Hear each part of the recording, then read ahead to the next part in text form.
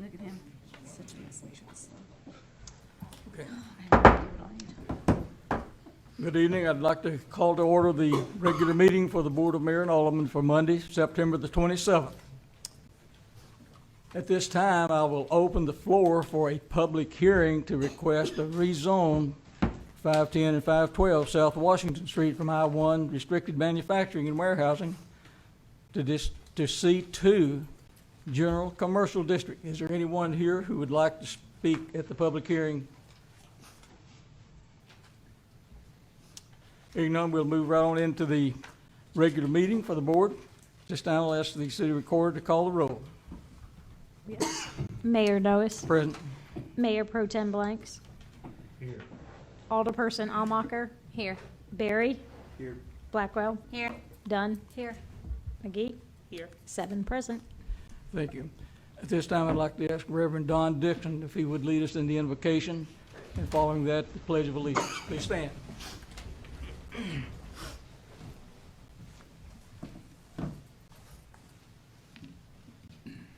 Let us pray. Almighty God, Creator, the journey of getting back to normal from the COVID has taken longer than we thought. Help us to use this time to prepare for a better normal than what we have. May we become aware of the fact that our nation, as Thomas Egan describes it, is running through a national disquiet and is fast losing its belief in God. Help us to know that it will take a spiritual dimension and foundation for us as a people to keep us kind to one another, to keep us able to talk and share with one another in a common good when we have deep differences that disquiet us. And I pray that you may help that to be part of what we experience here in Tullahoma under the leadership of this body tonight. Hear our prayer. We ask this in thy name. Amen. Amen. Join me in the pledge. I pledge allegiance to the flag of the United States of America and to the republic for which it stands, one nation under God, indivisible, liberty and justice for all. Thank you, Reverend Dixon. Welcome. Staff, do we have any commendations or certificates tonight?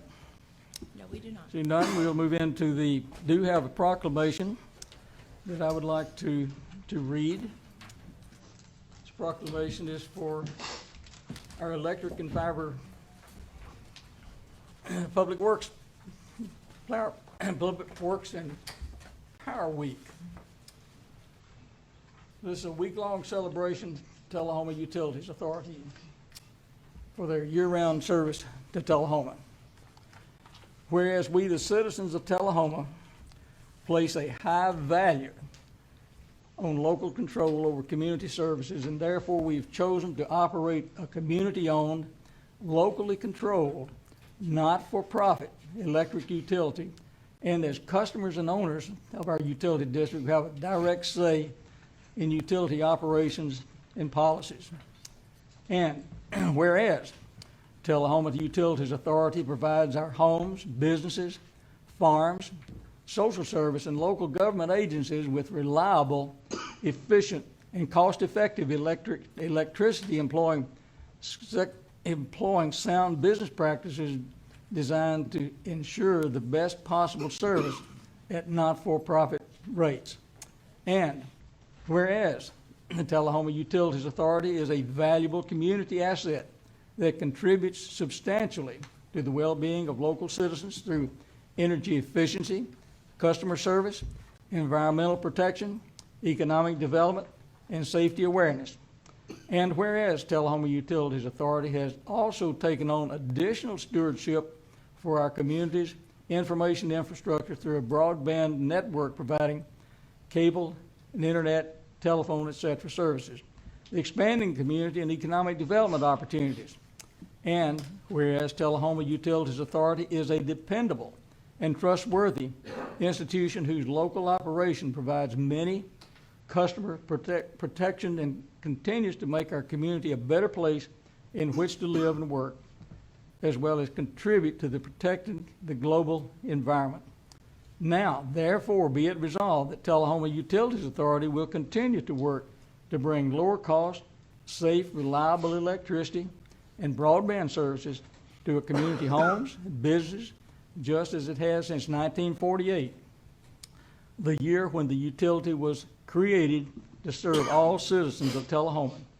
And be it further resolved that the week of October 3rd through the 9th be designated as the 35th Annual Public Power Week in order to honor Tullahoma Utilities Authority and its contributions to the community and to make its consumer owners, policymakers, and employees more aware of its contribution to their well-being and how it makes their lives powerful.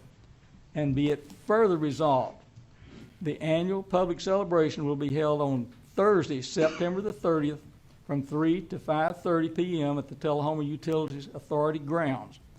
And be it further resolved that our community joins hands with more than 2,000 other public power systems in the United States in this celebration of public power and recognition that Tullahoma Utilities Authority is good for customers, business, and community, and the nation. Signed, Ray Noyes, Mayor.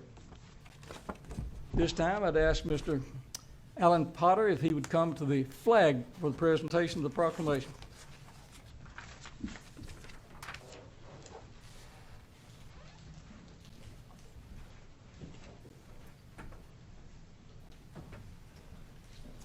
Mr. Potter, congratulations on Public Power Week.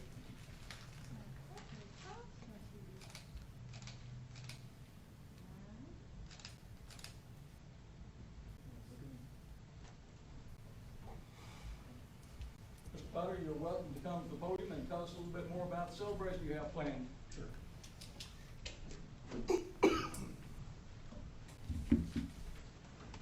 Thank you, Mayor. I would just add some information, piggyback on what you said. We serve approximately 11,000 electric customers in Tullahoma, a few outside the city limits, via 3 substations. We have around 10,000 electric utility poles, 200 miles of overhead and underground power lines. So Thursday, as you stated, we are celebrating Public Power Week. We'll have free pizza, ice cream, a bouncy house, also an electrical demonstration trailer, high voltage demonstration trailer that's very informative, and it's neat for the kids to come and see that. So we invite everyone out to see that. And the main word is free. All of it's free. So thank you. Even the pizza. Thank you. Thank you for your presentation. Thank you for your service to the community. Okay. At this time, we'll open the floor for comments from citizens, for any other comments that care to come from the citizens. You recognize at the podium for 3 minutes, and you please state your name and address. Hello, I'm Paul Schwer. I'm at 1913 Bel Air Drive, Tullahoma. And I'm representing PAC 142, chartered by First Christian Church in Tullahoma. I just wanted to extend a thank you to Ms. Robin Dunn for coming to the PAC and talking about the government and how Tullahoma government works and her conservation efforts with the city. So the PAC got a little gift for her to extend to her. So if I could present this to her, that would be good. And that's all I had to say. Thank you. Well, thank you. You might want to get a picture at the flag. Thank you. Thank you so much. I see Hobbs is here too. Hobbs, you were an awesome audience, and I really appreciated talking to you guys. Thanks. Thank you, Mr. Schwer. You're welcome anytime. Are there any other comments from citizens? If not, we'll move right on. Oh, please state your name and address. Yep. My name's Brian Hayes, 2106 Avoca Road. I want to address the board on stormwater management issues in the city.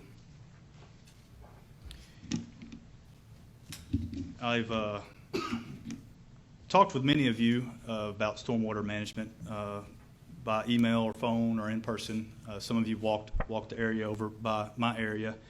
But one thing I want to bring to the board's attention, I think you're aware, but we have it's a citywide issue, stormwater management. It's been going on for years and years and years. It's really showing its ugly head on the east side of town because there's just so much development going on. One thing I see the biggest issue is planning, engineering. I don't think proper engineering is being done. One example on this, we've been on this the triangle land in front of by Avoca Raleigh Creek intersection. That was kind of some contention on putting a gas station there and some residential lots and things like that. And we have lots of stormwater congested in that little small area because of Emerald Meadows, Flint Rock, other developments coming up down the road. That's really, the Planning Commission members had asked for engineering studies that should have already been done. There's supposed to be a pre and a post. It took several weeks for those studies that was already performed to be presented. Ultimately, at that commission meeting, that presentation wasn't presented. We have a nice PowerPoint presentation from the city engineer. Unfortunately, at the time, the city attorney decided that he could not present that because Mr. Howard, the property owner at that time, was not available. One thing I'd like to ask the board at a study session or something, we'd like to look at that presentation. It has really good civil engineering numbers in there showing the increase of stormwater runoff based on all the new development, based on, I think, the pre and post stormwater studies not being performed correctly. In my opinion, the city of Tullahoma is big enough to have a full-time civil engineer, to have full-time stormwater management, someone to really look at it. We're a city of 20,000 people. When I have to talk to the civil engineer, I have to talk to Butch over at Public Works. It's only on Wednesdays. I think we only get a civil engineer once a week. I think that is pretty poor, in my opinion, for Tullahoma, a city that's growing, have tons of construction, commercial, residential. We need the civil engineering help here in town. This last event that we had, 8 inches of rain, it just showed, the problem areas that we currently have. There are huge problem areas, and then you can see the small areas that need work also. Currently, at my situation, I get events like that even in the 1 to 2 inch rain, so we're very accustomed to that. But it's also in the Fairways subdivision as a whole. Emerald Meadows, there's poor people being flooded out over there. So multiple places. I think the Board of Mayor and Alderman need to seriously address it. One example, just out of my driveway, I was pumping 4 sump pumps of water coming across the road from that subdivision. I calculated about 120 gallons per minute I was pumping for 8 hours that day on Sunday. And Sunday was the light rain of the day. So I just would like to see, and it's very disheartening. I've got tons of calls. I put the call out to all people around Fairways and people I know. Lots of calls back to me. They all have the same concerns. They go to the city, and we're all fighting our own little battle. I think we're starting to form together, and we want to really press the issue to the city as much as the city is legally bound to help us citizens out with the major stormwater issues that we have here in town. So, and I would like to make sure, with all the future developments we got going on, let's don't pencil whip the paperwork. Let's make sure our engineer is doing the study. Make sure he's doing the pre and post. Make sure he's showing the impact. Because over on my side of town, we have got tons and tons of new citizens going to show up over there. They're moving in from California, New York, wherever. It's nice to have all that, but you know what? All the citizens that's currently there, they're getting all the water pushed down on us.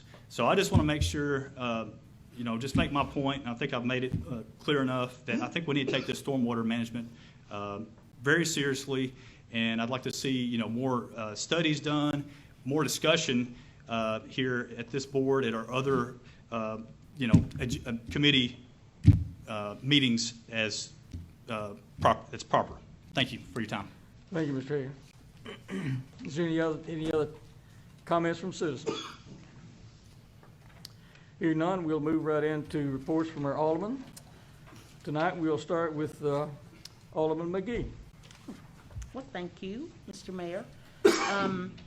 Since our last meeting, I was invited to attend one of the GFW Women's Club of Tullahoma meetings. I really enjoyed the women there, enjoyed meeting them and talking with them. I also attended my first Industrial Board of Coffee County meeting.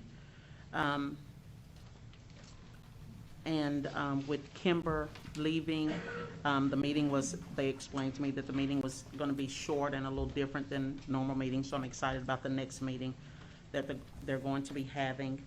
I did miss the Tullahoma Housing Authority meeting because one of the citizens, one of the residents at Dossett Homes passed away, and I was honored to be asked to sing at his memorial service, which was beautiful, and you could tell that the community just loved him. His name was Matthew Pittman, just a good guy, and you could just feel the love and the loss as well as they got up and spoke about his character and how he stood for unity. I attended the Blue Monarch fundraiser also, and I just want to give a shout out to Tullahoma Police Department and the Fire Department for the parade that they did around the hospital acknowledging the healthcare workers during this second round of the pandemic. It is working there at the hospital. It has not been easy, but we are committed to providing the best care and service that we can to all of our patients. I will be partnering with Tullahoma Parks and Recreation for the second annual Trunk or Treat. Is going to be held on Saturday, October 30th. It's going to be at 3 p.m. on that Saturday. It's going to be fun. We're also going to have a dedication that Alderman Blackwell will be speaking about with some additional things going on during the Trunk or Treat. I will be speaking in the morning at the Rotary Club at 6:50 in the morning. Honored to be their guest speaker. And then I just want to give a huge thank you to the citizens of Tullahoma, to Alderman Berry, Alderman Blackwell, Mayor Noes, and to everyone who donated water to the Tullahoma Village community on yesterday. Very thankful that their water is back on right now, and they were very appreciative of the work that we did for them on yesterday. And I did receive some concerns from different citizens regarding the flooding during our last rain, and I did email Ms. Moody about some of those concerns, as well as concerns about our cemeteries. And I did speak with Butch regarding the lawn care. And so Butch did explain to me, what's going on. It's just like everywhere else, it's just hard to find workers right now. So they are short-staffed and doing the best that they can with the staff that they have. So I think that's it, Mr. Mayor. Thank you so much. Thank you. Alderman Berry. Thank you, Mr. Mayor. I'll be pretty short. Attended with a couple of the other aldermen and city administrator, our elected officials academy last week. It seems like such a long time ago.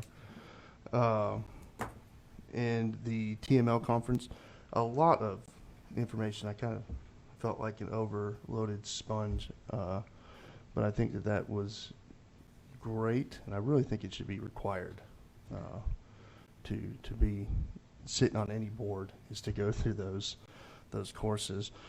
One, to Mr. Hayes' thing, one of the big things that they talked about at that conference was ARP money and the state's big effort from that upper level on broadband, stormwater, and wastewater, and how they're pushing from the county level to look at those issues with that one-time use money. And I encourage the board and to look into that a little further, into the Tennessee Resiliency Plan, and look at that. And they're doing feedback now on how to distribute that. And I spoke with our state representative last night, Saturday night, to kind of talk to him about some concerns I had on how they were planning on distributing. But that is something that we can get a lot of money to fix something that we won't be able to do on our own, and it will affect the city long term. Attended a study session of the Special Housing and Education Board over a project, potential bond issuance project. There'll be more announcements, I think, on that later in the public hearing coming up. That's it. Well, I do want to encourage, so on it's our last board meetings of every month in our board packets that just about all the aldermen share out there is a copy of department reports. And I think that is something, if you're a resident out there, take the time to look through those department reports. And I think that it's showing you what impact each of the city departments have out there, projects that they're working on, open grant projects. There's a lot of information in those department reports.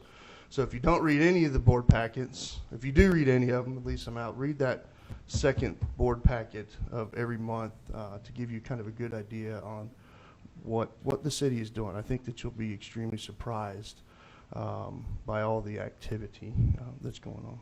That is it, Mr. Mayor. Thank you. Thank you, Alderman Barry. Alderman Walker. Excited, Mr. Mayor. I've got some information on here, and my phone was dead. Okay. To begin this evening, I'm not going to be short. Just sorry, you guys have a lot to say in a short amount of time, but I'll do my best. I'm going to start with my small business shout out. Pull that up.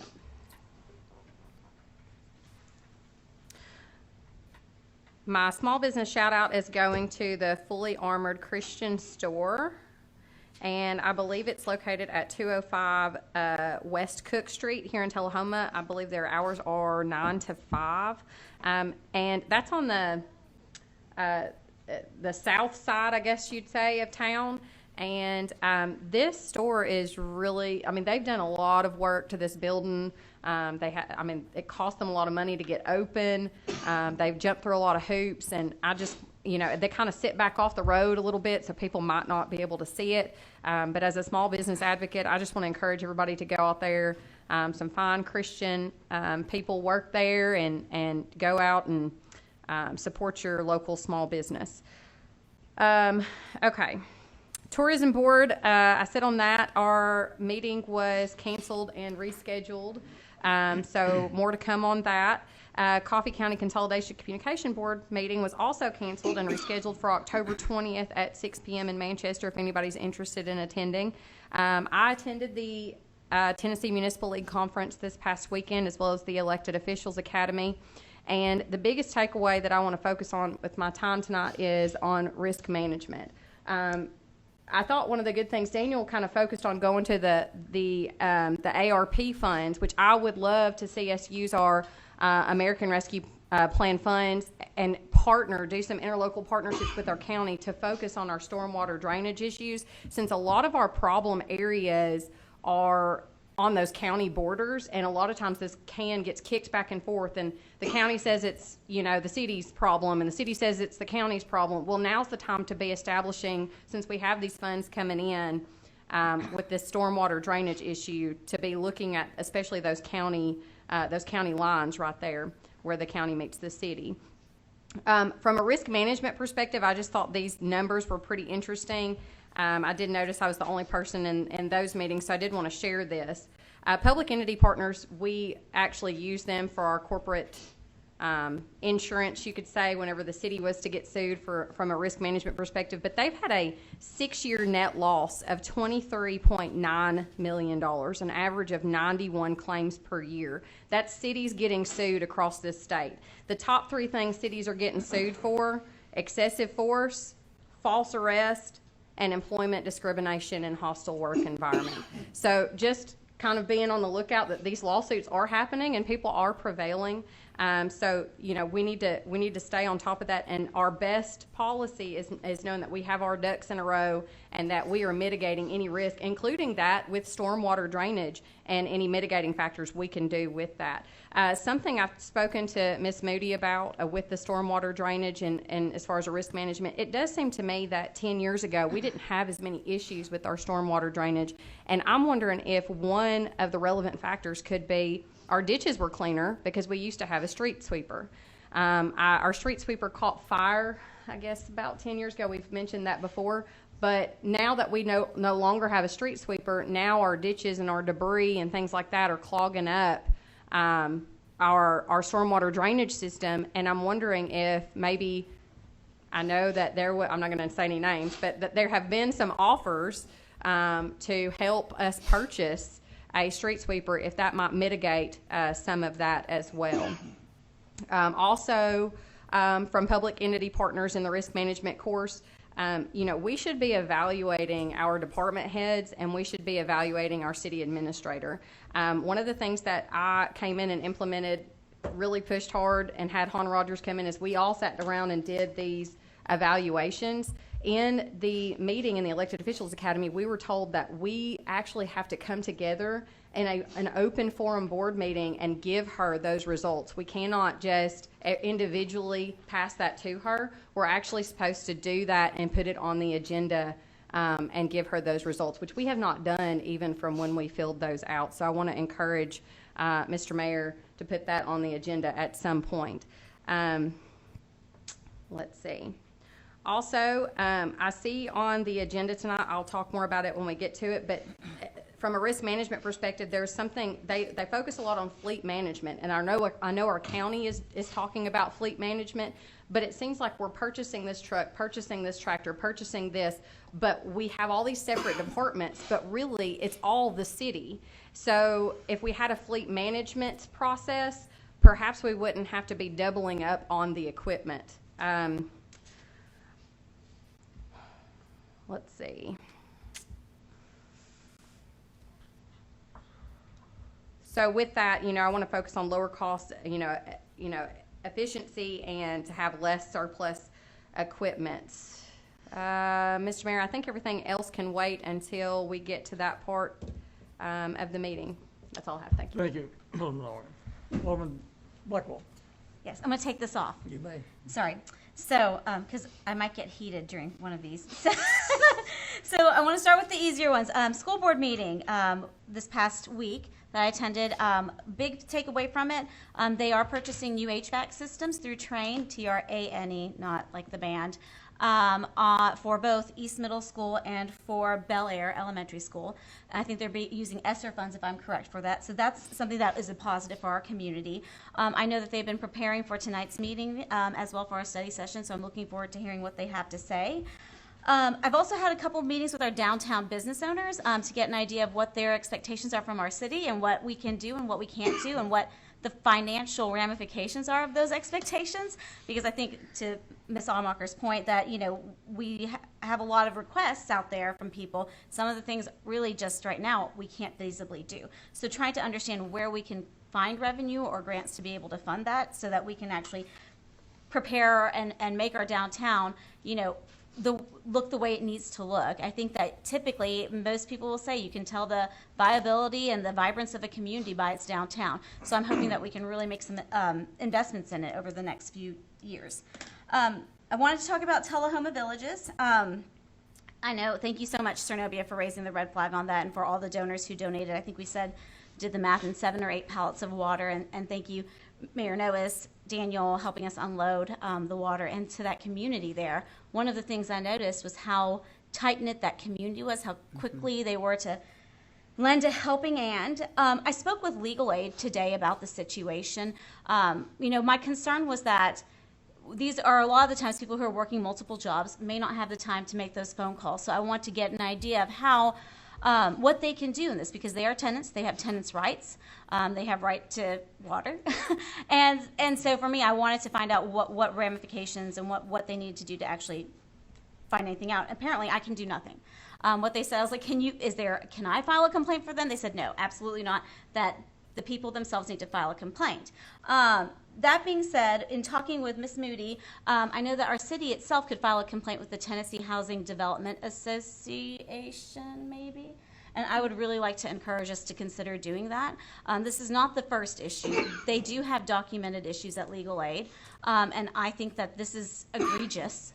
And so I just wanted to make that very known. One of the other things that really bummed me out, and I am saying this to our community members, Alderman Berry said this about 2 weeks ago, and I'm going to reiterate it. He said to be kind. I think that most of us messaged to those people to go, if they needed a shower, to go to D.W. Wilson Community Center. This is where I'm going to get heated. And while they were there, another citizen who was there utilizing the showers chided the poor family for using them, and they left in tears. And give me a moment because I'm trying not to say mean words. It made me very frustrated. It made me very disappointed.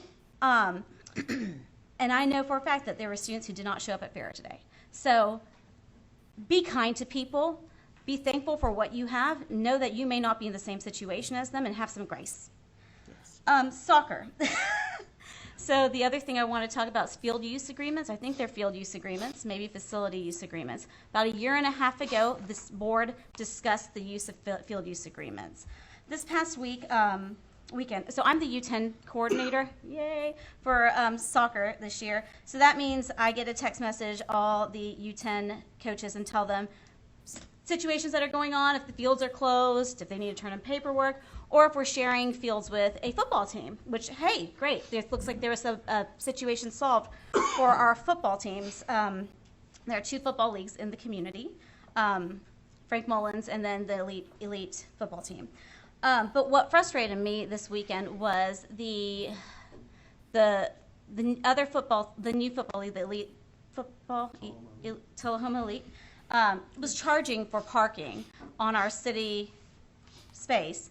And while doing that, and whatever the agreement is, I'm not sure, because we don't have facility use agreements. We don't have these written out. And that's why this is so important for us to push this forward and get these done. Whatever the reason was, they were also yelling at the soccer people who were trying to park. And that's not okay. It goes back to the be nice. Thank you for that 2 weeks ago. But be nice, people.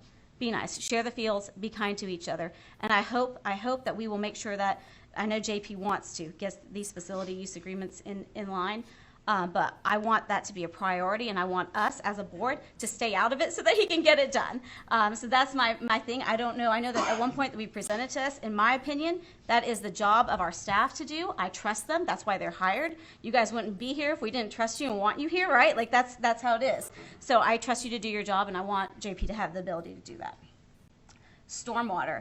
I had a lot of phone calls during the stormwater time. One thing that I thought about that I don't know if is feasibility, and this is a question for Mayor Noes and possibly Mrs. Moody at some point with this as well, definitely, is right now we're doing our comp plan.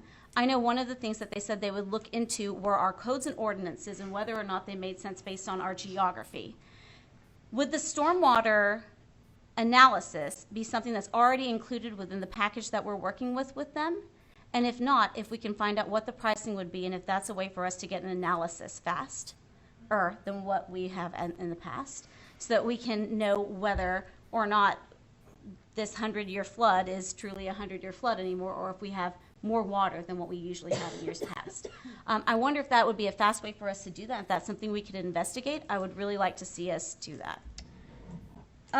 Craig Terry and friends. I'm going to happy things. Saw you there, Garth. But it was a fantastic show Saturday night for anyone who wasn't there. And I'm glad to move to this because one of the things he said was how amazing Tullahoma is and how important our community is because we invest in each other, we build each other up, and we take the time to tell our youth that they can be and do whatever they want to do. And it was a fantastic evening. It's very rare for us to have musicians and singers like that in our town. So for everyone who missed it, I'm sorry you missed it. Hopefully we can have something like that again, which I have an idea about bringing that into the school system. So that's exciting. The AFSP walk, For suicide prevention, thank you, Mayor Noes, for being there. Thank you, Jordan Wilkins. Our team was the top fundraiser, which is awesome. We were, I think, number 3. Were we number 3? So thank you to the city for putting that together. It was a fantastic event. The walk itself raised over $30,000, and for a first year, that's a really good event. Last, Jefferson Street Park, October 30th. Ooh, did we say 1, Cernobia? 1 o'clock or 1 o'clock p.m. for the dedication? Is when we will be doing the dedication. I already warned Lyle, I think, on the phone that the Holmes Hamilton family is planning on flying in 100 people for it. So it's going to be big. Hope to see you there. That is all. Thank you, Mayor. I think Alderman Black, all done. Yes, sir. So just a little bit, I just want to make sure the citizens heard Alderman Blackwell just now that the Tullahoma apartments Sorry, yes. are not a part of the Tullahoma Housing Authority, and they are not overseen by any sort of city board. That is a privately owned entity, and if you are a citizen that is living in that apartment, you can reach out directly to the Legal Aid Society. So What is their phone number? their phone number is 455-7000. So speak directly to them. That is exactly how you do that. I want to talk first. I want to thank the people of the Farmers Market, David Clark and Lynn at Kielski, for hosting our rain barrel giveaway today. So very big thanks to them. Thanks to Mike Lee of Go Green for helping me distribute those, and to my husband Josh, who drove them over on the truck, and my kids Oliver Murray and Josie, who were great salesmen. I do have to say the price was right, though. They were free. Just so you know, the Go Green has been working with, we received a grant from TVA to receive, I think the number was somewhere around 60 of these rain barrel kits. So big thank you to TVA for providing those. And then the Coca-Cola Bottling Company, who provided the rain barrels to go with that. So this has been very successful. Lots of people, I think we gave away, they were gone in 30 minutes today as well. The reason why this has been successful is because 4.9 billion gallons of water fell last weekend, and our citizens are looking for ways to mitigate that. This is not going to fix everything. I know that. I'm very aware, but it is also helping to raise awareness. And yes, one rain barrel is not going to work, but 3,000 rain barrels will make a difference. And we've got one thing that we've got to do, board. The citizens did not come to Butch Taylor. Well, I'm sure they did, actually. I'm sure they came to our Public Works Department. I'm sure they came to Jennifer Moody. But we are the ones that have to fund that stormwater program, and we are not. So we cannot possibly expect our team of 20 individuals to fix 4.9 billion gallons of water without properly giving them the tools, the financial tools, to be able to do that. So I want to challenge our board. I know that Jennifer and Butch are going to be presenting some studies to tell us more about that. I want everyone to be open-minded about how that can happen. I am very much looking forward to the ARP monies in some way rectifying some of that. I think, but that's, what about 20 years from now is the thing. We've got to be able to maintain that as best we can. The 319 grant that we're pursuing through the Department of Agriculture is more for water quality, not water quantity. And so, yes, we're going to put in rain gardens. Yes, we're going to be doing those sorts of things, but there's more to it. We have somewhere around 25 square miles of space and over 10,000 homes. We've got 300 lane miles of road, and that in and of itself makes up 10% of our square footage. So we've got the same amount of water falling on much space. That's not including our church parking lots. That's not including our retail. We've got to figure out a way to put it. We've got to do something about it, and we cannot expect our Public Works Department to do it with the amount of money they have. And that's all I'll have to say. Thank you. Thank you, Alderman Dunn. Mayor Pro Tem Blanks. Thank you, Mr. Mayor. Since our last meeting, I attended a TUA meeting. We're up 21 subscribers on LightTube. That just continues to jump every month. I don't think we've had a negative month in over a couple of years. DRUC had a meeting last week. We'll probably receive a letter to the city administrator and the mayor requesting some ARP funding money. So they're also going to reach out to the city of Manchester and also Coffee County as well. Also like to call for people to fill out applications to serve on the Arts Council. I think we've had a couple of people that have put in applications, hopefully to get those boards fully seated. Also would encourage the discussion between Parks and Recs and the Arts Council to try to seat the head of the Park and Recs Department on the Arts Council, since they put on a lot of events. Speaking events that have been put on recently, the 41A Festival was this last weekend. Utopia and many others were there, and it's always a fun time. Also, I'd like to give a shout out to our Tullahoma Wildcat football team. We are now 5-0. We are 3-0 in the district. Pearl Cone came to town Friday night, and we put a whooping on them, barely. If you tuck the ball and run, you're not going to get stripped. So thank you for running with it out like this. But Coach Olive and the boys, get them. That's all I have, Mayor. Thank you. Thank you, Mr. Banks. Thursday, September the 16th, met with I'm big on economic development, and I met with the regional director for Tullahoma, Tennessee, ECD, John Hatfield. Had a good meeting with them to talk about the way the city can get a look at opportunities from the state for new business coming to town. On Saturday, the 18th, the next 2 days later, as Alderman Blackwell mentioned, we did the suicide prevention awareness walk in Manchester along their greenway over there and downtown streets, and it did rain. The entire time. It did rain. That's when the rain started, is when the walk started. That's when the rain really came down. On the 13th of September, I did a proclamation to Morning Point, commending them and all of the healthcare facilities for assisted living facilities. On the 14th, Tullahoma Area Airport Board meeting there. Proclamation last Thursday night at the hospital for the healthcare workers for Vanderbilt Tullahoma Tullahoma Heart and Hospital. So it's been a fairly busy couple of weeks, but most of these things are things that, as a mayor, I enjoy doing, talking to people about the good things that are happening in Tullahoma. Yes, it did rain. Yes, we had I don't know if it was a 100-year flood or not, but it's the most water I've seen in the 55 years I've been in Tullahoma, so it was at least a 55-year flood.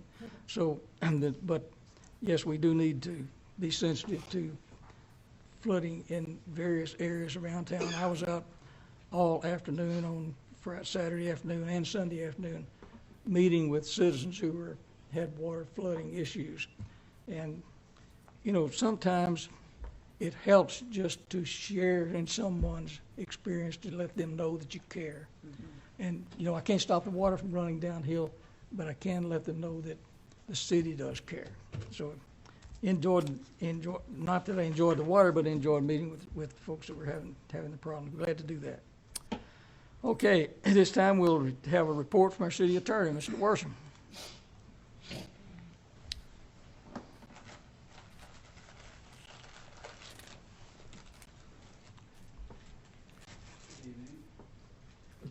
I know you all are getting tired of hearing me harp on matters relative to delinquent property taxes, but it's quite a daunting task. I went to seminars, I told you before, in Murfreesboro for 2 days, sponsored by the Delinquent Property Tax Attorneys Association, and learned a great deal of information from them.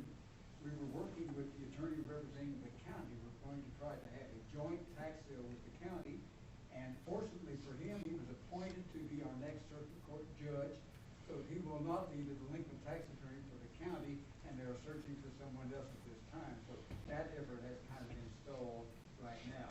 We're going to begin working again on title searches. The property is changing hands so rapidly here in Tullahoma that we have to always do that on an ongoing basis. So we're gonna get back on that again and hope to work with the new county tax attorney as soon as one has been selected. We had a informal meeting of the Health, Educational, and Housing Facilities Board last week to consider the establishment of a public hearing relative to a request by a private entity known as Tullahoma Village Community Partners to purchase, recondition, refurbish Tullahoma Village apartments on South Franklin Street next to our soccer complex down there. And the public hearing is set for October the 5th in this room at 5:30. The board did decide to have that hearing. At that time, a totally different but related issue is the request by NHC to redeem the bonds that were issued by that board, the Housing Facility Agency, and to obtain title to that property and pay the city the expenses of it and $100 to purchase the property, which is of course what their lease required and provided for. So that night we'll have two matters to discuss at that public hearing. And to address some concerns that Ms. Blackwell said earlier, the manager of the Tullahoma Village was here and explained the progress they have made in cleaning up the properties and reducing the number of violations and that kind of thing. If this particular project is approved by that board and if they move forward with, I think we'll see a sort of a reconditioning of all of that down there, making it a much more attractive facility, a much more livable facility, and I believe one that will attract more people to it as we like to have in our town. That's a Section 8 housing facility, privately owned, stated before, but it of course is under our jurisdiction for police and those kinds of things. So we hope that this will be a real boon for our town. It's going to be a $10 million project. We hope that the board will approve that. In relationship to the drainage issue, Ms. Dunn realizes the tree board is vigorously toward that and looking for some grants and things. And trees, of course, help mitigate the drainage issue because they capture a lot of the runoff water that otherwise is going to run into creeks and streams and ditches and on private property. So we're working with that right now.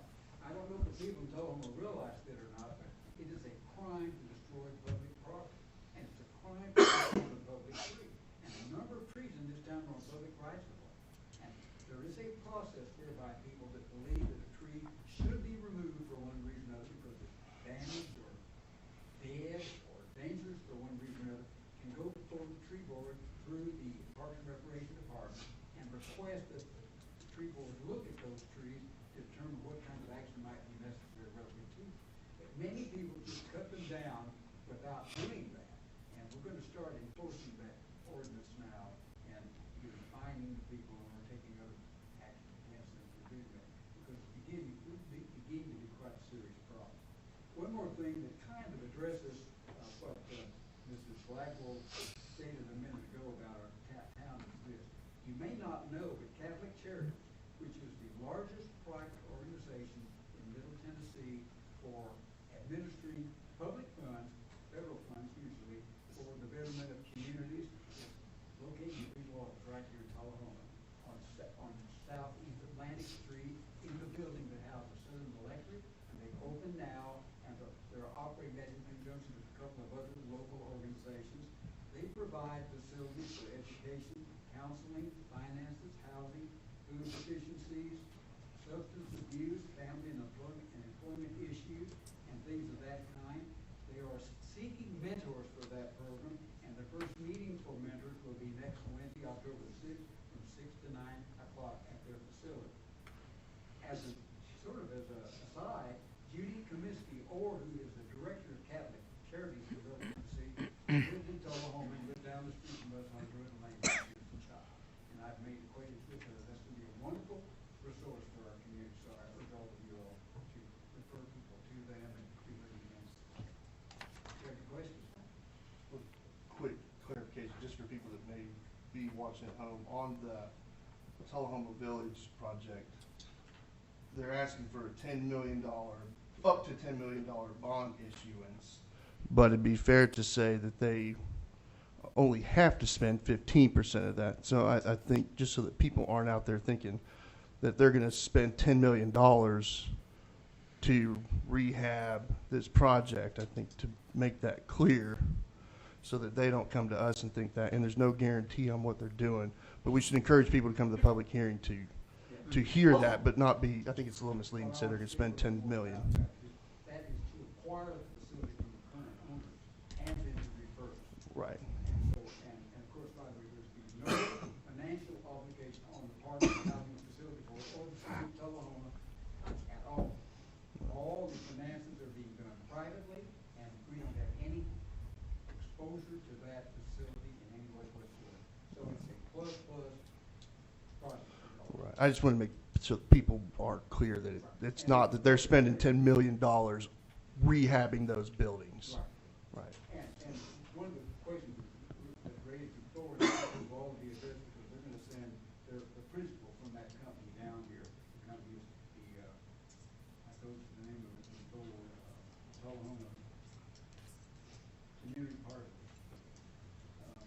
To answer questions like that, but they're not going to relocate people there for long periods of time, but they may house people in hotels or things on a temporary basis while they're purchasing some of the property.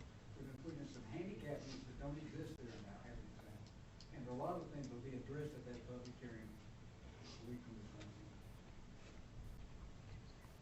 Thank you. And that public hearing will be next Tuesday night at 5:30. October the 5th, next Tuesday night at 5:30. Sorry. Thank you.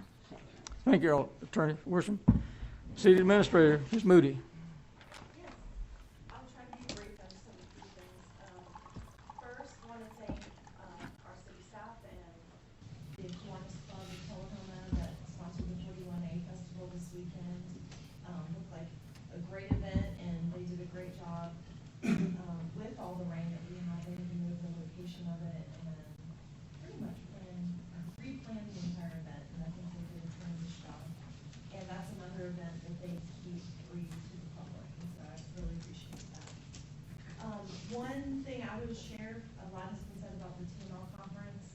I also attended a lot of good informative sessions and good connections made there. One thing I'll mention is, they mentioned that TANF, the Temporary Assistance for Needy Families program, that there are going to be some very large grants across the state, $750,000. I think only 5 grants available, and right now that's in the planning stages.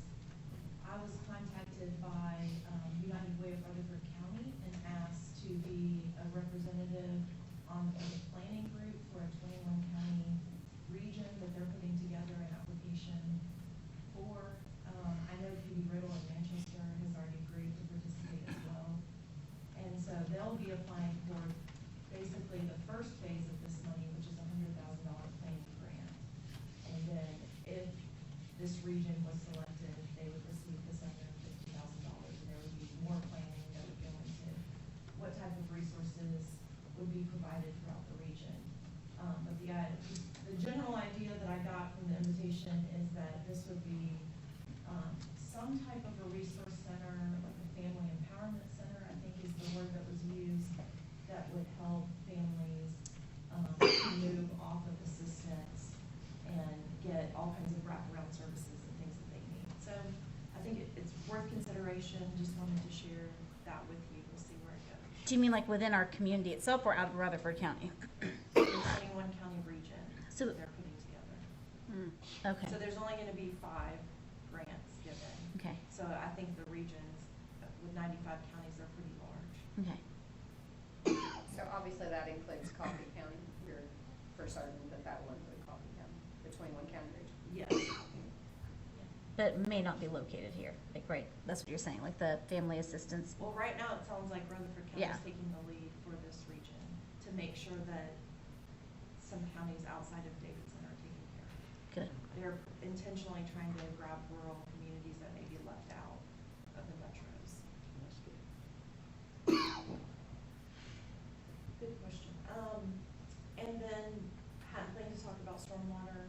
I guess I'll be brief. I'll just say a lot of points were well made. A lot of efforts are going on with our consulting engineers and public works and myself to develop that next had one workshop with the planning commission and the board to start the conversation around stormwater. We decided to use that first one to mainly focus on our permit and what the federal mandates around stormwater. As you know, a lot of that is around stormwater quality, like we've talked about, which is different than quantity, floodplain management, drainage issues. So this next workshop, that's exactly what we're preparing to talk to you about, is the master plan that's already in place for stormwater projects, and what major projects have been done to date, what's left to do, kind of. So these workshops, I have to apologize if I'm brash with this, but to me, I don't get anything out of them. They need to be roundtable conversations. If you want to have a presenter come in and say, okay, here's what's happening in other regions and here's what we've done to do it, then we need to take what our problem is and try to fit that to the puzzle. I feel like since those are open door meetings, I would like to see those put together more as roundtables than educational seminars. I personally got a lot out of it. So Yes. I'd like to see a second. There's a lot of information I did not know. Right, to have all of the board members and the planning commission members together has to be a public meeting. There needed to be public education around this topic because it hasn't been done before. Well, I'm not saying do away with the public education, but I'm saying there needs to be a roundtable component where we can try to take our issues and try to start problem solving in those meetings rather than it be a lecture style series. So I don't think this is a good time to debate or have this conversation, but I am available to you 5 days a week to have that conversation. I just wanted the citizen, I hate that he didn't stay to hear my comments, but I just wanted him to know that he was heard.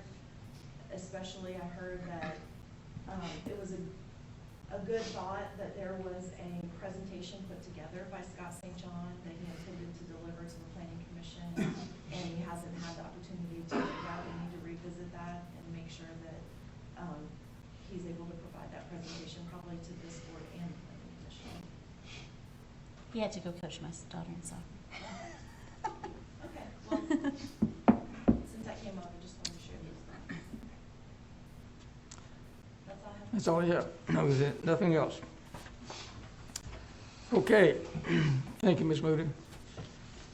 At this time, we'll go into the consent agenda. Before I read the captions for the consent agenda, I will remind you that all matters listed under the consent agenda are considered to be routine and will be enacted by one motion. There will be no separate discussion of these items unless a board member or a citizen requests. In that case, it'll be removed from the consent agenda and considered separately. During the portion of the meeting reserved for comments from citizens as shown on the agenda, citizens may request that the board remove an item from the consent agenda so that discussion can be held on that item separately. With that, I'll read the caption for the consent agenda. Item number 1, it's item number 21-122. It's a minutes from the September 13th, 2021 regular meeting. Item 21-123, accept and authorize the mayor to sign the Tennessee Highway Safety Grant Award for $15,000 with no local match required. And item number 21-124 is to set a public hearing for October the 11th on 2021 on a request to rezone 702 South Atlantic Street from General Commercial District C2 to Neighborhood Commercial District C3. Entertain a motion to approve the consent agenda. Second. Approve motions by Mayor Pro Tem Blanks and seconded by Alderman Blackwell. All in favor say aye. Or vote green for yes. I don't like this. The way it works. I can't figure it out. Alderman Almacher, have you voted? Yeah, I did. Thank you. Still have that weird thing going on. The consent agenda is approved 7-0. Under old business, there is no other old business, so we'll move right into the new business. First ordinance, item number 1567, has to do with the public hearing that we held earlier this morning. It's an ordinance to amend the zoning map of Tullahoma, Tennessee, as set forth in the Tullahoma Municipal Code, which is an ordinance number 1392 to rezone approximately 0.98 acres. Parcels located at 510 and 512 South Washington Street and that is currently restricted manufacturing in the warehousing district C2. We want to proposal is to rezone that to general commercial district, whether it be for the passage on for the first of 2 readings. The motion? Move to approve. Motion approved by Blackwell and seconded by Berry. Any discussion? Vote green for yes, red for no. That motion is approved 7-0. Item number 21 and 125, confirm the appointment of fire chief as recommended by the city administrator. Move to approve. Second. Motion by Dunn and seconded by Blackwell. And that, if you read your agenda packet, you would be very familiar with who the fire chief has been recommended to be, and I'll turn the mic over to Ms. Booty at the podium. Thank you. Today I have the extreme privilege to bring forward a recommendation for Tullahoma's next fire chief. First and foremost, I want to commend the 7 excellent candidates that applied for the position. All demonstrated a commitment to our community and that they've continuously improved themselves to prepare for this and any future promotion. It's very rewarding to see that the Tullahoma Fire Department is a model department for many reasons. They have a long history of quality leadership, and they're highly regarded across the state of Tennessee as one of the best equipped and well-run departments. They are, what was clear to me from this process is they're a model to other departments in service above self, in the value of preparedness and rigorous training, and in building strong teams by building individuals. I look forward to see how the dedicated men and women of the fire department will work with the next chief to set a strategic vision that will carry the department forward. Next, I want to take just a minute to review the steps that have been taken to bring this recommendation to you tonight, as recruitments at this level are not, they're pretty infrequent, and I think it's valuable for the citizens to hear more about the process. So as city administrator, it's my duty to oversee the day-to-day operations of the city, and that includes responsibility of selecting who will serve in key leadership positions. This is a decision I have not made alone. I've relied on a multi-step evaluation process, and at each step, I've received candid feedback on each of the finalists for this position. All of that feedback's been incorporated in my final decision. The recruitment was done in 3 parts. First, I relied upon expertise from Municipal Technical Advisory Services, Fire Management Consultancy, Cross. He put together an assessment panel that included 2 fire chiefs and an HR professional from across the state. They evaluated the 4 final candidates on their skills and what MTAS calls critical competencies for the position. Next, the candidates were evaluated by a community panel that I selected. These were their peers. We selected Coffee County EMS Director, our Coffee County E911 Director, and our Tullahoma Police Chief, all of whom will work closely with the next chief. And then finally, all of the candidates participated in a one-on-one interview with me, and based upon that feedback, I finalized my recommendation and recommend to you tonight Deputy Chief Kenny Pearson for appointment to Police Chief. During the review process, he demonstrated excellent leadership qualities. Most importantly, I feel he has both the administrative skills and the communication skills required of a chief, combined with strong relationships and trust that he has built over his many years with the department. He's proven himself to be a leader and a mentor within the department, and I anticipate he's going to continue to lead by example in his new role. He shared with me his goals and vision for improvements over the next 5 years, and I really valued that he took a balanced approach. He's been instrumental in building many programs, processes, and a work culture that works very well.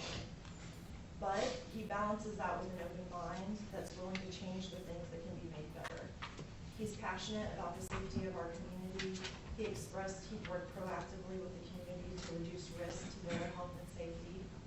And in addition, he said he would make the safety of our firefighters his top priority. He'll ensure that they have the support, the training, and the equipment to perform their job at the highest level and go home safe at the end of each shift. I believe he'll be one who will lead with integrity and humility, shedding a positive light on the community and empowering all of those under his command. So So I'm truly excited for the future of the department, and I thank you for your consideration. Thank you. At this time, we'll entertain a motion to confirm the appointment of the fire chief. You got him. You already got that? Yep. Okay. Okay. We have discussion, I have questions. We have an opportunity for discussion. We have the motion on the floor. Second. Okay, so just out of curiosity, were all of the applicants in-house? Yes, they were 7 applicants, all internal. Oh, wow. Okay, that's really amazing. So I guess I have more than a statement since this is the Board of Mayor and Alderman meeting. I'm so glad that you guys came to a quick decision, and Ms. Pearson couldn't have chose a better person, honestly, but I'm hoping that in the next coming weeks that we will also be able to have a Parks and Rec hire, considering that we were able to get this one done so quickly. I think it's almost somewhat disrespectful to our other departments that they have been on an interim basis again. But thank you so much for making sure that we got a new a fire chief so quickly. Let me chime in here on the Parks and Recs thing. The way this is played out, some of my colleagues may not be familiar with the procedure that has gone on with the Parks and Recs. We had a candidate that there was some that was chosen, and there were some issues there that they couldn't take the job, so we had to go to an interim position, and Mr. JP has done a great job at that, but JP himself wanted to be evaluated through the end of September, and will not have a recommendation for a Parks and Recs person, as far as I know, till sometime in October. Is that true? Yes, I intend to bring my recommendation So, October 11th. you know, we've heard over and over again, we need to have a Parks and Recs person. And I agree that we do, but we're following the process that was laid out the last 2 or 3 months. So, you know, I don't think we've been dragging our feet on a Park and Recs hire. Thank you. Any further discussion? We'll vote green to confirm Mr. Pearson, red for no. Mr. Pearson, looks like you've been elected. Well,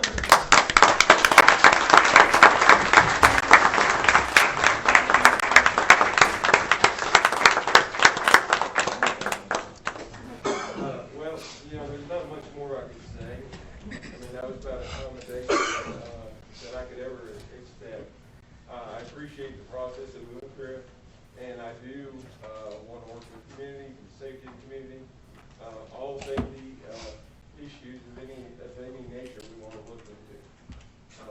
And the men that work for us and the ladies that work for us, they are our most important asset. They are our employees.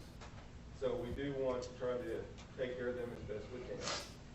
And of course, I'm a little emotional tonight, so I'm going to end it right there. Thank you very much, Mr. Pearson.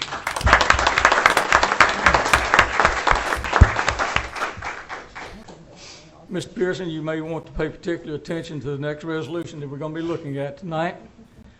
A request to approve the purchase of 10 turnout gear sets in a total amount of $31,670 from the North American Fire Equipment Company for the Tullahoma Fire Department. Entertain a motion. Move to approve. Second. Motion from Mayor Pro Tem Blanks and seconded by Blackwell. Is there any discussion? Green for yes, red for no. Motion is approved, 7-0. So now our new chief has some new turnout gear. Next on the agenda, I want to read the caption for this, and then after reading the caption, before we get a motion on the floor, I want to have some input to this discussion. This item number 21-127 is to consider approval for the selection method as presented for the issuance of a retail liquor license for the city of Tullahoma, and set a date and time for the public drawing as of Monday, October the 11th at 5:30 p.m. and to appropriately advertise the notice the same in an open public meeting. With that, it does require some discussion about the process as presented. That selection process started 2 weeks ago when we had 3 applicants presented for certificates of compliance. One from Mr. J. Dameron, 622 Wilson Avenue, and Mr. Patel, and that was Kendra Patel and his wife Rita, 2200 North Jackson Street, and Bonnie Patel and his wife Ambien Patel, 2230 North Jackson Street. Upon receipt of these certificates of compliance, they'd all be eligible to apply for the state alcoholic beverage commission for a license, but the state does not recognize or enforce the city's ordinance, so our city ordinance is that we can have 1 liquor license for every 4,000 people, which we've now exceeded 20,000 people, so we're eligible to have 1 new liquor license. So with that, so if the board finds that there's more than 1 applicant to be considered for the issuance of compliance, it's a recommended approach for that is to facilitate a drawing at a time that'll be done by a third party, not a member of the board, not a city employee. And it will be at a time that's been publicly advertised, which it is being done. The applicants whose names will be drawn should also be specifically notified of the time in the selection process. This time we have 3 candidates. 2 of them are from the Patel family. As a part of this resolution, I would ask, as it be made a part of this resolution, that we ask our staff, city administrator, and staff to select from one of the 2 Patels that we have submitted. So that would give us 2 names going into the hat. I want it to be fair to the Damerons, fair to the Patels, but having 2 Patels and 1 Dameron does not seem fair to me.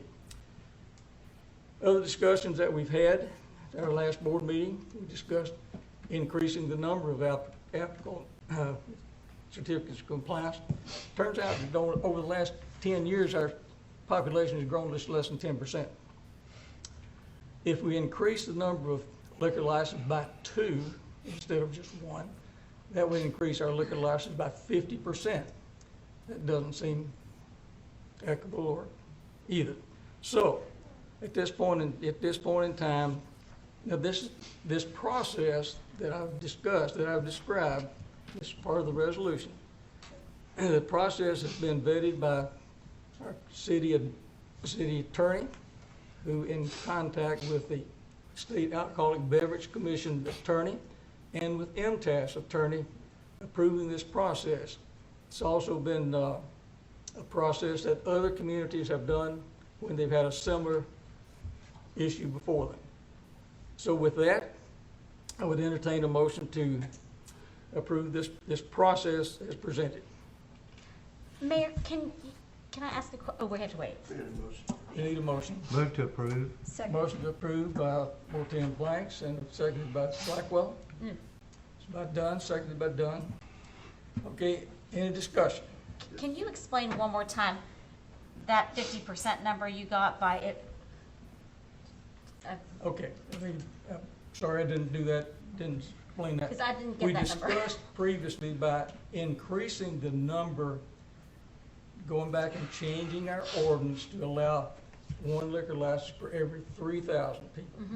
That would allow us to have 2 additional licenses. Well, if you had 2 additional licenses, we currently have 4. 40%. That would increase it by 50%. That's where that came from.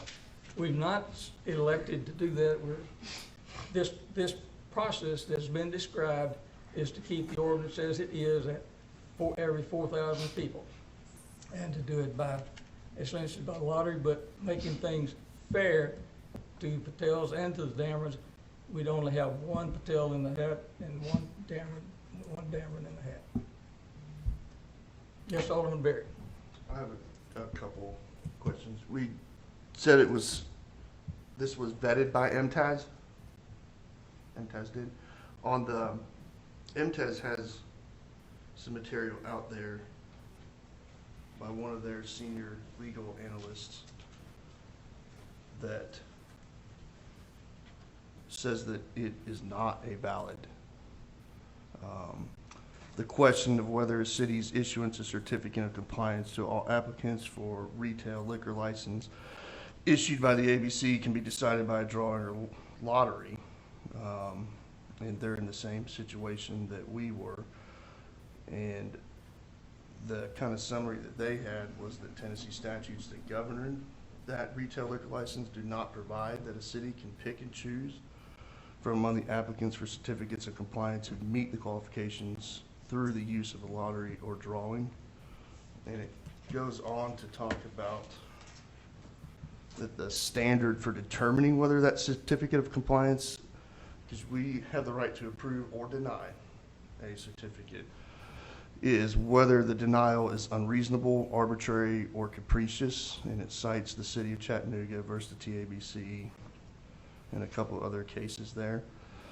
And goes on to talk about that what constitutes an arbitrary decision is addressed in SPE, one of those and I'm not an attorney, but I want to make sure because this is conflicting MTAS information, that it talks about that an arbitrary decision is one that is based alone on one's will and not upon any cause of reasoning or exercise of judgment. And a lottery is exactly that. There's no way, and I'm going to get there. I'm going to ask that you wait till I finish and kind of cap that so I don't have to back and forth. And so it would see that a lottery is 100% based upon chance or luck, and that there's no judgment involved in our decision whatsoever there. And so that any one of those people who did not get it could come back and it's possible grounds for a lawsuit against us because we're not able to say, this is why you were denied. It was just kind of a random decision by us. Well, not even by us.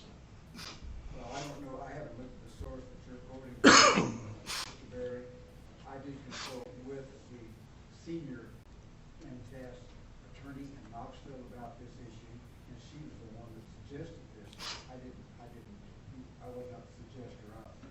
She suggested that other municipalities such as Cookville had employed it, and it has not been tested in court. Said that some people did think that it might be a problem, might be a lottery. Others didn't seem to think so, but there has been no court decision on this particular issue.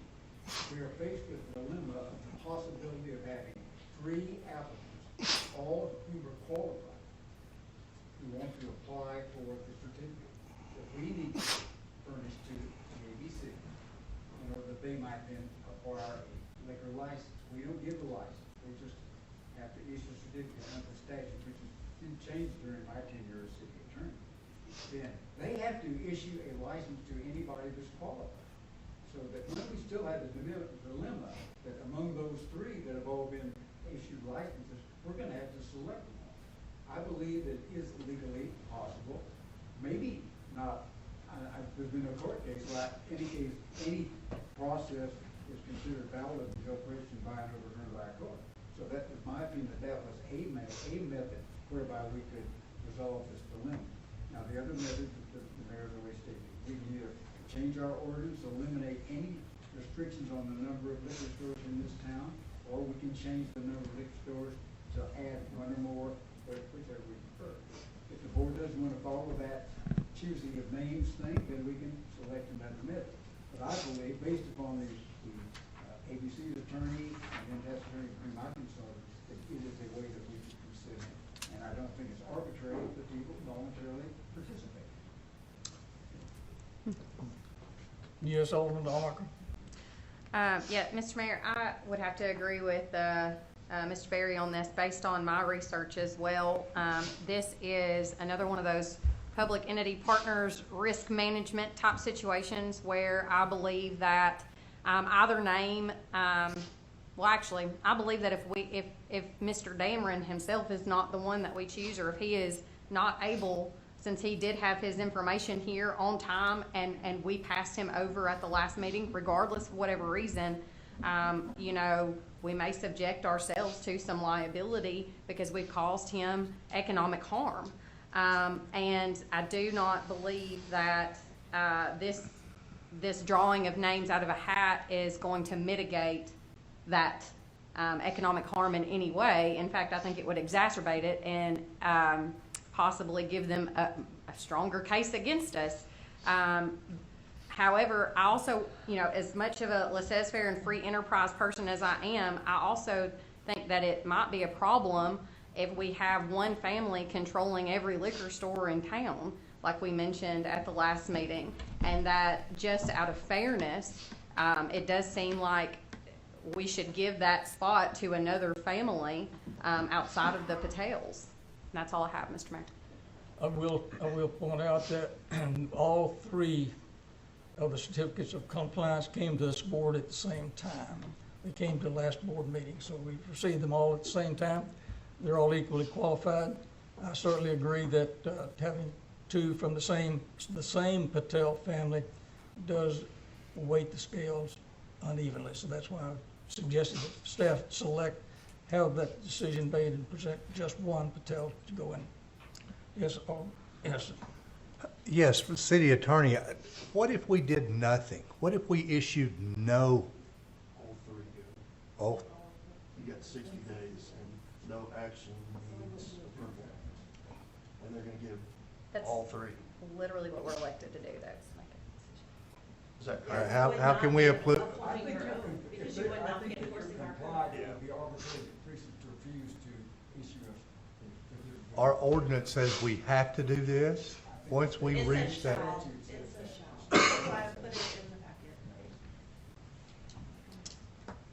Ms. Alderman Black. I am going to say something that, I'm going to ask actually a question. Mr. Worsham, I think you said, in our ordinances, what were the three things we were supposed to be looking for? Well, there's a list of criteria for qualifications for applicants for these certificates that the city would issue to them if they are going to apply for a permit from the state. Correct. And do you remember what those were? No, if I can read, I might need to read them. Find Yes, them. please. Yeah, if I can. I think if I'm correct, one of them, and I don't want to say what I'm going to say, but I'm going to say this because sometimes it needs to be said. I'm going to ask you all to think if these are all equal applications. I think one of the things that we were talking about, Mr. Worsham, can you find those 4 or 5? Here they are. I don't want to say it. This is under the state law. Can y'all hear me all right? Yes. Okay. No retail license under this section, this Tennessee code annotated, may be issued to any individual who has been convicted of a felony under the laws of this state or any other state of the United States, who has had a license related to the manufacture, sale, or distribution of any form of alcoholic beverages revoked for cause, who is not 21 years of age or older, who has an interest, whether direct or indirect, in a manufacturer, distiller, rectifier, liquor wholesaler, winery, distributor, retail food store, or farm winery selling alcoholic beverages that is licensed in this state, except that the spouse of an applicant of a retail license may own and hold a farm wine permit if the spouse does not hold a retailer's license issued under this section. Who, other than a member of the governing body of the city or county, appoints or supervises any law enforcement officer who is a law enforcement official or who is an employee of the commission, who intends to, I can't read the next one, it's cut off on the bottom of this page, who at the time of the application for renewal, this is that's what we have. Who is the holder without an existing license issued for the sale of wine in the retail food store under this section, or who does not own the premises for which a license is sought, or does not at the time of application have a written and enforceable lease thereof. Is that within our code or is that the state? And what was in our ordinance? There was something within our ordinance that you read to us last time. It's Tennessee Code 573208. That's Tennessee code. B 1 That's through Tennessee 3. code. but Page what about 89 of Ours the just agenda. covers that, yeah. I'm sorry to ask this question right now because I didn't think this would be coming up like this. Essentially, my thing is that I would prefer if we can find a way to issue 2 licenses. That's the best thing to say right now. If that means us looking at dropping the ordinance down to 3,000 people, that is something I'd like to do. We have 2 people. We have a business owner who's been here for forever and has served our community for a long time. We also have another business owner who has a fantastic application as well. In my mind, I'd like for us to drop the ordinance down to 3,000. And I think to Ms. Allmacher's point, it is incumbent upon us to make a decision. I think that in some ways, yes, supply and demand does play a role, but I also think we don't want a liquor store on every corner. So I would like to find a way of making a motion to change our ordinance to 3,000 persons. I don't know how to do that right now because we have a motion in a second. Then you have to vote on this. Okay, but that's what I would like to see happen personally. May I speak? I'm going to disagree with Alderman Blackwell in that capacity with dropping the number, because my fear is that we'll just end up in this same boat in November when we've got more applicants. I guess, and I'm trying to find it, Mr. Worsham, the interested parties, that portion, because I thought when I came in tonight, I thought I understood that well, and now I'm not as sure as I was. So what constitutes as an interested party? Ordinarily, although I don't know specifically in this case because I don't think that the state has defined it in this statute, ordinarily an interested party is a party who has an economic interest in the pursuit, whatever it might be. There's an investor or perhaps a dependent of the applicant of that sort.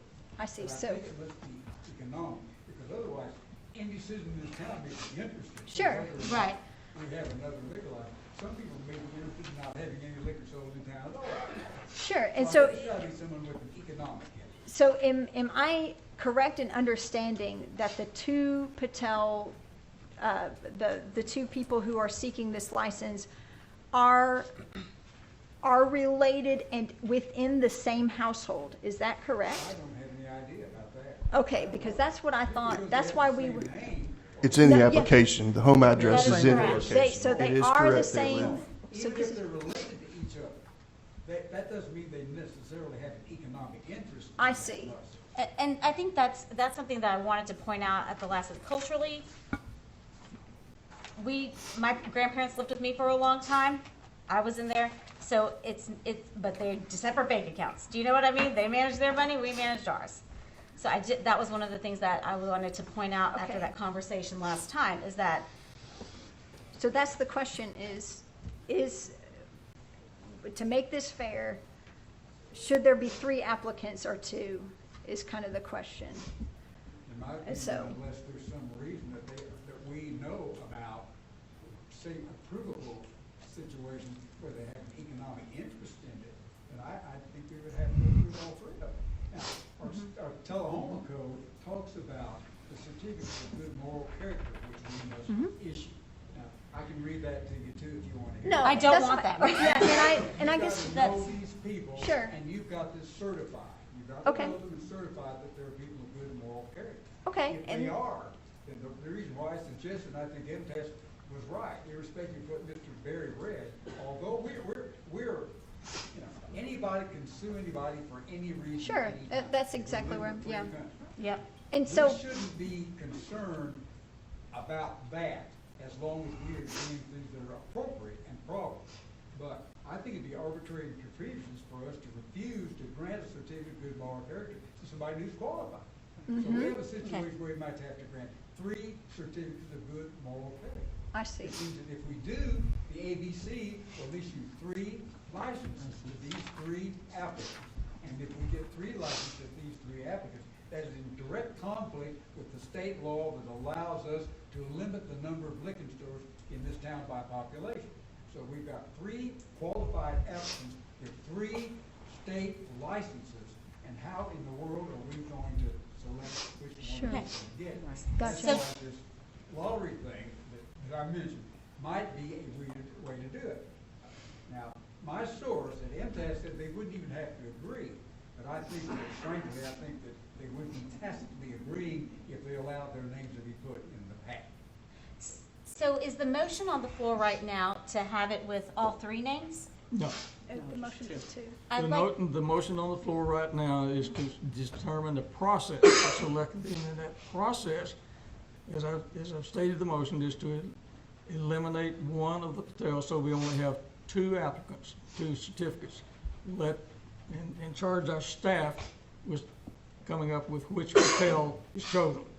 Patel's one and the Damerons are another one, and you select one per our code of one per 4,000. I'd like to make an amendment to it to include all three then. Can I not? That's, You can make a motion to amend if somebody seconds. Oh, yeah, I'd like to make a motion to amend. I guess, I mean, I just don't want to make, I do not want to make a rash decision. I do not want to, I do not want to misunderstand what it means to be interested parties. And so the way that our attorney just read that, I'm not 100% that just because you live under the same roof, you're automatically an interested party. Yeah. Yes, ma'am. If I could add to that, or just help to explain. Yes. I know Rosemary Golden and I have been trying to seek the advice of the ABC, their legal counsel, our main contact with ABC. And the reason for not looking at both Patel applications is not the reasoning that you all are talking about. Oh. It was because they already have either a direct or indirect interest in the liquor world, liquor store that they have licensed through the state. And the state of Tennessee does not allow someone to have direct or indirect interest in more than two in the state. So for them to put forward two applications when they can only have one more license, I see. that's why Okay. we said they I really see. should only Okay, pick thank the you. one that they really want. I understand now. Okay. Okay, thank you very Then much. I'll remove mine. Because then Thank you. the Damerons could put in another application and, let's put in Okay. three applications. And let's I understand now. Thank you. the restrictions in the ABC code says no owner can have any interest, either direct or indirect, in more than two retail package stores. Okay, Period. okay, there it is. So that's why we want, So it'll be, Thank so you that very the much. Okay. state would not permit the two to be, they couldn't get two. okay. So that's why, so like Jeff said, that we should restrict that to only one, and have an equal bearing, equal. I understand. Okay. Mr. Mayor? Yes. You know, since the statute does bring up interested parties, and we have several interested parties in this room, they may have a solution they might want to pitch to us. Could we at least give them an opportunity to address the board? Yes, I want to do that. I want to vet this around the table. We do have the motion on the floor, and I want to hear from all of the aldermen that care to be heard. Does everyone understand the motion that is on the floor? Now. Yes. Thank you. I mean, to limit to two, we'll have to deny one. We can't And just that's pull what it out. the motion is to have staff determine which Can one. staff deny, or do we have to? Or they No, could I'm withdraw. saying, I'm asking the board in this motion to charge staff with selection for one. Or could the Patels also withdraw whichever one they would like? That would be for Ideal. them to do that through staff, and the staff bring Saves that time. back to us. I Now, I personally don't support the drawing, but I will hear everything out. I think that indirect or direct, if you live under the same house, you have interest in it, and I don't care if it was two Barrys who had that in there. That would give 40% of our liquor stores to the same family here in town, and I think that is something that we should look at. And I think that's within our purview. Those three things that they list are what the regulations we can't exceed, but it's up to us how we determine through whatever process, whatever But they will rubric. they will be legal if they get the other way. Yeah. I mean, you can't deny them. We just- we can approve or deny whichever we Right, want, but as long state- as we give a reason What's the why. minimum state law though? We have to meet that. Yeah. We can't deny it because there'll be 40% in town. You see what I'm saying? No, I don't see. We can add two. We can approve one, we have three. We have the ability as a board to define criteria to select one, which puts us at our ordinance level. And what I'm saying is that two of these applicants, in my mind, they're the same family. One of them already has a license here, and issuing it to the same family is gonna give 40% of our market share. To me, that's okay criteria to use, but that's just my opinion. But it's not state law. Sure. There is no state law dictating how we select.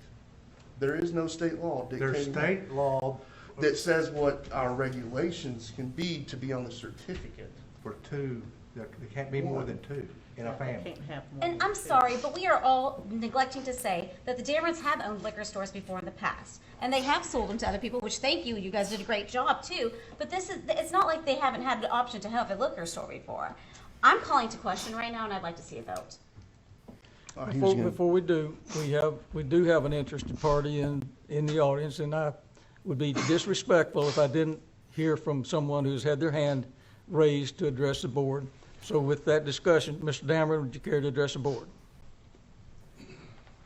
Danielle brought up a good point. There's 4 licenses now. If you grant one, right, wrong, or different, whether it's my brother, whether it's Phil, whatever, one family would control 40% of the market share, which is not fair to the consumer. That's when you get into nefarious activity, price fixing, all those types of things. Those things are not good for the consumer. So shouldn't everybody have one license before anybody has 2, especially in a city of 20,000 people? Everybody should be entitled to one before anybody's entitled to 2. If you're gonna make an amendment to that, for everybody to own one before anybody can own 2. To me, that seems fair. You wanna make an amendment? Can I ask a question? Yes, ma'am. Because and maybe I'm confused, but y'all did own Liquor Locker before, correct? For 11 and a half years. Right, loved it. Still go there. So are you planning, typically, you've sold one before. Will you be holding on to this for a while as well, or? I really don't think that's any of your business. Exactly, that's my point. But so, same with this 40%, like, and it's honestly, we don't have anything on our books that says that we can make that unless we want to create this code right now and start going back and pushing it another 2 weeks. What we choose to do is buy and sell businesses. We've owned Tullahoma Raceway, Shortstop Market, West Lincoln Market, Liquor Locker and Wine Shop, Alderman Brothers Local Market. 22 years I've owned and operated. My brother and I have different business. When we decide to build, when we decide to sell, it's not up to this board. Agreed. I'm asking for a fair. How many markets do y'all have in Tullahoma right now? Right. 0. We own nothing. No. No convenience stores, no liquor stores. Okay. 0. Everybody should be entitled to 1 before anybody's entitled to 2. That's what I think would be One fair. question I do have is, last board meeting I was on the agenda, what is the reasoning why it wasn't even voted on? My name was the only one on there. They were turned away. We They were had- turned away. But you have to give a reason. You can't say, the ordinance that you guys are, unless you change the policy, you have to give us a reason to why you won't give the certificate of compliance. You can't just say we're gonna study more, we may change the ordinance this year. Based upon the current ordinances now, he has applied for certificate of compliance, and he should be granted if he meets the criteria. Unless you can give a reason why. Because there was other applicants. I'm not saying that, I'm not just saying. The board did have But 3. everybody should, if you're gonna amend something, don't you think for the fairness of the whole entire city, not just us or our family, shouldn't everybody be entitled to own 1 license before anybody has 2? Now, if you really want to amend something instead of changing it down to 6,000 people, maybe that's what the city ordinance should be. Maybe we amend it to you can only own 1. I would highly object to you guys on it to 3,000, based upon the way the market, when the wine went in the grocery store, that wine sells out 50% for the liquor store. Okay. Adding more likely, you're just cutting the piece of the pie so much bigger that I would fight for the other guys, even if you guys choose to. Yeah, even if you chose the other one, I would fight for them just for that reason. So you're telling me you don't think the market could handle it? No, the Okay, market's not. that's good to where know, you thank end you. up with Nefarious activity And for the selling people that's vape in stuff, business. Delta 8, all the other stuff that they would have to sell in order to keep their doors open. Because if the push comes to shove, They're gonna do what they gotta do to keep their doors open. So when you grant 2 licenses, even if it wasn't him that was selected, we would fight against there being another license. The people that we sold to and stuff like that, I'm still, good friends with those guys. It just wouldn't be- Okay, Mr. Downer, we appreciate your points, and we did not intend to be in any way debating or argumentative, but we did want to hear your points, so thank you for doing that. At this time, Let me ask something real, just as a point of contact. Is it normal in a body like this, once we have an amendment and we're discussing and we're getting ready to have outside comments from citizens? Is that the normal process? not normal. Yeah. I have no other question. Out of respect to the Dammers, I wanted to. I understand that, but, if we open up the precedent where we let that happen, then we, that could lead to. Well, and Well, that I makes me would say, say that now the- should the Patels That's be what I allowed was to gonna say, speak? since we gave him the opportunity, I Right. think the only fair thing would be to let the others as well. Yeah. Since we're also trying to abide by state law, and the state law directly talks about interested parties, I don't know about normal, but I think it was a very smart idea to allow that. If the Patels would care to address the board, we'd entertain your comments.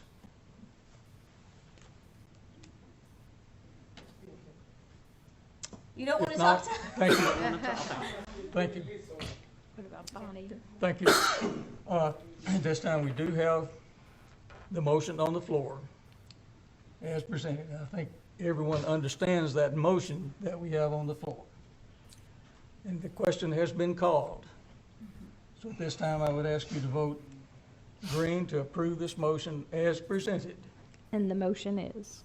And the motion is to first ask staff to limit the number of Patels that would be selected for a drawing the next board meeting at the public hearing. That way we'll have a public hearing with 2 names in the hat, Patel 1, Dameron 2. And it will be, we have equal qualifications. The certificates of compliance are both equal in every respect. So there can be no thought of selecting someone inappropriately. So with that, question is called for that motion, and ask you to vote green for approve the motion and red for no.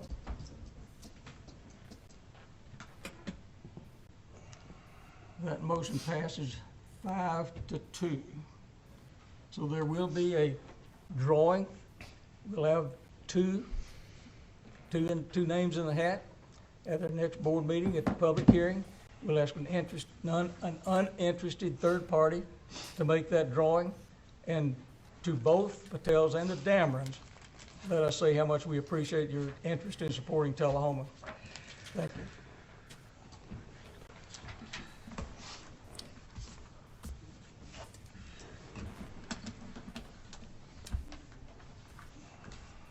Okay.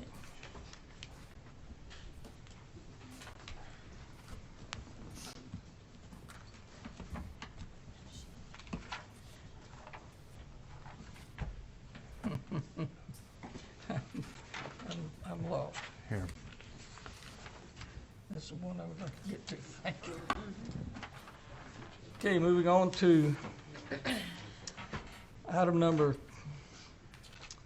21-128 is to request to approve the purchase of 2 trucks from Ford of Murfreesboro for the Parks and Rec Department in the amount of $58,152, and 4 trucks from the Ford of Murfreesboro in the amount of $111,835. 1 dump truck from Bob Frenzy Ford in Nashville in the amount of $53,700 for Public Works Department, and to declare the listed vehicles as surplus property. Is there a motion?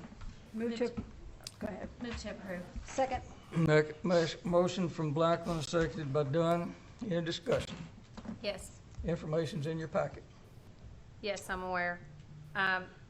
Is there a specific reason why we are not shopping local on this? My understanding is they did not have the trucks.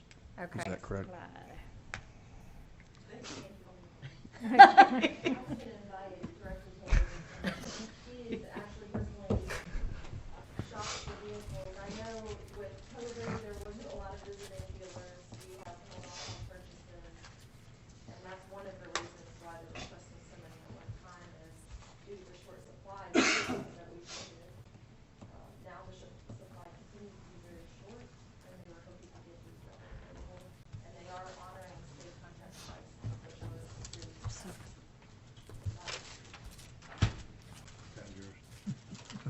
I did call our local folks, Rose Barnett, Stanley Manna. At the time, everybody's aware, availability of chips, it's not as much about the vehicles as it is the chips, computer chips for the vehicles. So there's a lot of those that are sitting and backed up. But I called and talked to, I think Shane at Russell Barnett, and I can't remember if it was Greg or Stanley Manna, but they don't have any available, couldn't tell me when they would even be able to order one to get it available. Went to, got on the websites, checking everything else, found some in Nashville at Bob Freeland Ford, went there, drove up there, all of them sold except for the one dump truck. So we came back through Murfreesboro, stopped at Ford in Murfreesboro, they just got a shipment in, believe it or not, luck sometimes happens, they just got a shipment in that they had previously ordered, and we hit them up right on the spot. And as you'll see on my notes, I had to ask them to hold them for us. And at the price, if you guys look at the price, if you go to the local dealers here, there's nothing on the yard that would even be close to those prices. Most of the trucks, I think Stan McNabb had 2 today. Those trucks sitting out there probably $55,000, $60,000 trucks. Russell Barnett, I think, had 1. Okay, question, if you don't mind. So the 2 trucks from Ford of Murfreesboro are for the Parks and Recreation Department, and the 4 trucks from Ford of Murfreesboro, are those for the Public Works Department? Public Works, and if you add under Public Works Division, one of those goes to the Building Codes Department, one of them goes to Facilities Maintenance. Both of those in the last year or so, departments or divisions have been put under Public Works. So are you ordering the ones, were you in charge of ordering the trucks for the Parks and Rec Department as well? JP couldn't be here tonight, Okay. so he asked me if I would kind of put that in my agenda, and I did, just solely to help them, because we were working with Ford of Murfreesboro already, and it just seemed easier for me at the time to help facilitate, do this all at one shot instead of multiples. From a perspective of fleet management, have we looked at the necessity of this many purchases? If there's a way for us to use what we currently have, or all these? This seems like a lot to me. Thank you. And one comment that I would make in looking at each one of those purchases, I was quite amazed at the low price that you were able to get those trucks Yeah, for. Yeah. If you've done any truck shopping lately, that was, Yeah, I mean, I will add, I think the one unusual element is we do not typically group them together as one agenda item. So you would typically see request to purchase a dump truck, request to purchase by individual divisions, and I think that's the main difference is seeing them grouped. I'd like to see more working together within the departments in a fleet management perspective, and that maybe we can limit the number that we have to buy going forward. Maybe that's something that they talked about a lot in the TML conference, and how they do that and work together within interdepartmentally. So just want to put that out there. I want to say thank you so much to Butch and to the rest of the Public Works Department. And I would definitely encourage any of our board members to go down to the shop and just see how those folks really do take care of our fleets. Our police cars and our public work trucks. There's some wonderful gentlemen who work over there and work really hard to make sure the oil's changed, and those vehicles are really well taken care of. So thank you. This is one of those times that we don't have to buy these very often, so we appreciate it. Thank you, Butch. Thanks. Thank you, Mr. Hazelwood. okay, call the question. Well, green to approve, red for no. Motion passes 7-0.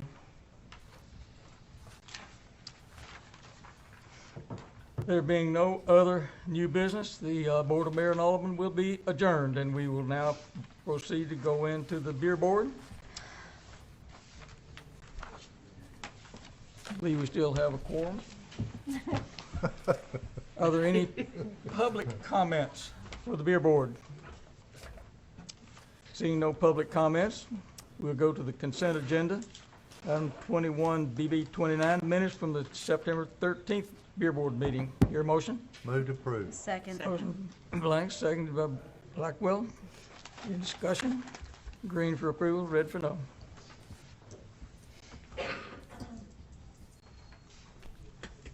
Consent agenda passes 7-0. There being no other old business, we'll go to new business, and there being no other new business, we'll adjourn the beer board. Can we have a potty break? Yes, we can.